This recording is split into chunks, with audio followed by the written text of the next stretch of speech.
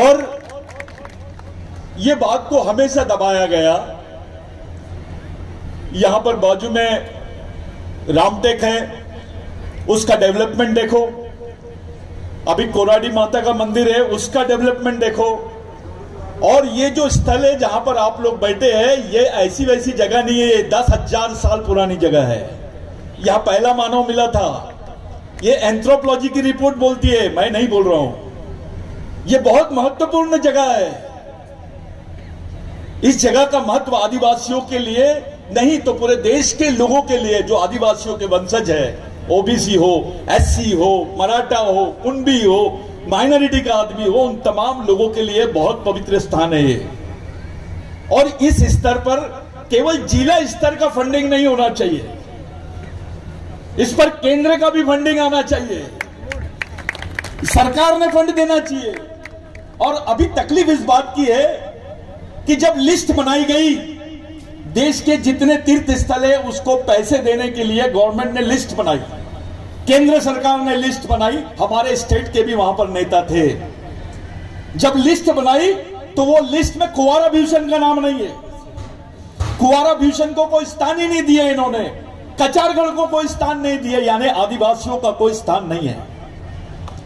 ये बेसिक लड़ाई लड़नी चाहिए हमने। और ये जो कमिटी के लोग हैं, ये बहुत बड़ा काम कर रहे हैं, बहुत इंपॉर्टेंट चीज है ये साथियों। आपको सरकार से मांगना नहीं है, सरकार से छीनना है और अपने समाज से मांगना है। क्योंकि हम सरकार में हर आदमी, हमारे समाज के बहुत सारे लोग बीजेपी में भी है, कांग्रेस में भी है, घर में बैठकर सिर्फ साहब आप आ गए, उनको स्वागत करो, ये वाला कार्यक्रम बंद करो, अपने हक का मांगो। छोटी छोटी जगह पर आसाराम बाबू का डेवलपमेंट हो सकता है, वो कौन सा है, वो रामदेव बाबा का, उसका डेवलपमेंट हो सकता है। उसके लिए गवर्नमेंट नागपुर में जमीन देती है और आदिवासियों की जमीन है ये, यहां पर हमको 10 एकड़ जमीन मांगना पड़ता है। ये हमारी दयनीयता है, ये हमारी सामाजिक कमजोरी है। इस बात को आपको समझना पड़ेगा और इस षड्यंत्र को भी समझना पड़ेगा कि कुंवारा भीषण को इतना ज्यादा ये लोगों ने अलग निकाल के क्यों रखा, अछूत क्यों किया है, ये करने वाले कौन है। ये बात जब तक आप लोग नहीं समझेंगे, आप इसकी लड़ाई नहीं लड़ सकते। कुंवारा भीषण के लिए आपको मांगने की जरूरत नहीं है, लड़ने की जरूरत है। इसके पहले यहां पर फिल्म सिटी बनाने की बात कर रहे थे आप तो थे ना साहब, मैं खुद पिटिशनर हूं इसका। फिल्म सिटी बनाने की बात चल रही थी।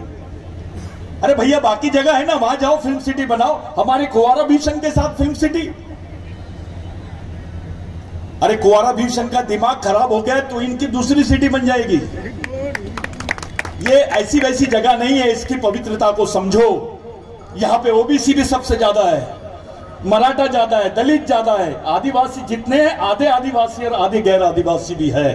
केवल ये आदिवासियों का स्थान नहीं है, इसका महत्व बहुत बड़ा है। और ऐसे जगह को नजरअंदाज करना, ये उस मूल निवासी संस्कृति का, सिंधु संस्कृति का, इस देश की पहली संस्कृति का अपमान है।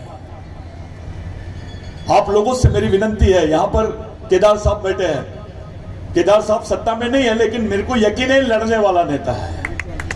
तो भाई लड़ने वाले नेता के साथ में खासदार है, हमारे बाकी नेतागण हैं। आप लोगों से मेरी विनती है कि इसके लिए लड़ो। आप क्या दे सकते हो मुझे मालूम है, मुलक साहब है, आप क्या दे सकते हो मुझे मालूम है। आपको लड़ो इसके लिए कि अलग लड़ाई लड़नी पड़ेगी साहब। छोटी सी बात है, यहां पर फॉरेस्ट वाले आते हैं, इधर नहीं जाना, उधर नहीं जाना। जंगल किसका है, जल जीवन किसका है, जल जमीन जंगल किसके है। अभी सुप्रीम कोर्ट में पिटीशन डाले इसके बारे में, फॉरेस्ट एक्ट के बारे में। मैं स्टे लाया हूं, मैं खुद पिटीशनर हूं। मेरे को लोगों ने धमकाया कि सतीश पन्ना मार देंगे तेरे को, अरे मत जा इनके खिलाफ। लेकिन हम लोगों ने डाले इसके बजाय, ये चाहते तो पूरे कम से कम 3 करोड़ आदिवासियों को जंगलों से बाहर निकाल देते।